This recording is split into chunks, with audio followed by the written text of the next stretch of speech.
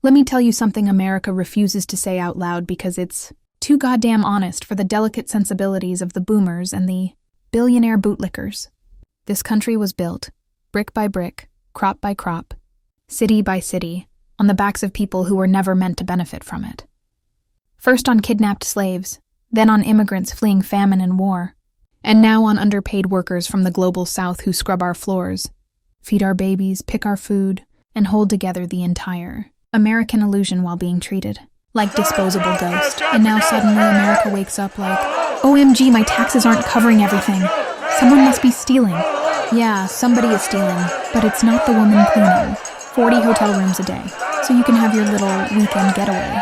It's not the construction worker, whose spine is one bad fall away from disability, while building your overpriced condos.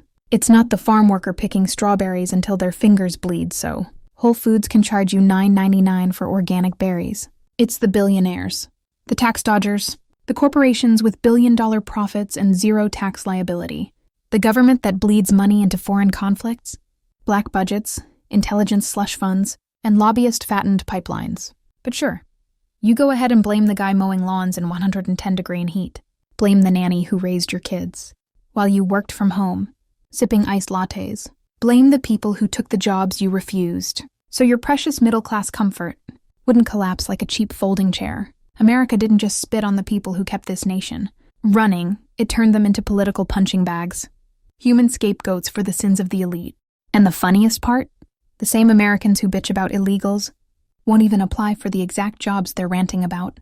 They want the country clean, fed, maintained, runnin', but they sure as hell don't want to clean, feed, maintain, or run anything themselves. And then, the biggest irony of all, they scream about violent criminals crossing the border. Okay, sounds good in theory.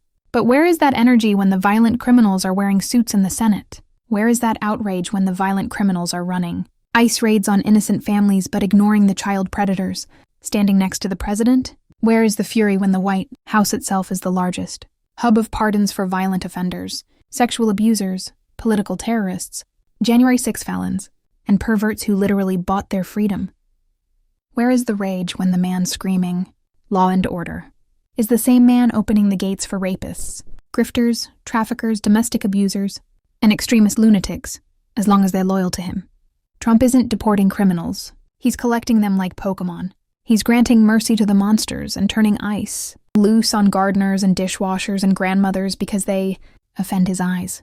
What an absolute joke. What a disgrace to decency. What a blasphemy against the people who carried this nation on their shoulders for centuries. You want to remove violent criminals? Start at the White House. Start with the people writing the laws, not the ones quietly following them while praying they dawn.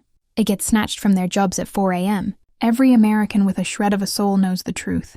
Immigrants built this country. Slaves built this country. Underpaid labor keeps this country alive. And the fact that the U.S. government now treats them like pests to exterminate, while elevating actual predators to positions of power, isn't just hypocrisy, it is moral rot.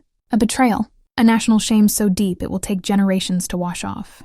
This isn't immigration policy. This is scapegoating to distract from billionaire greed, political corruption, and America's addiction to blaming the powerless for the sins of the powerful. You want justice?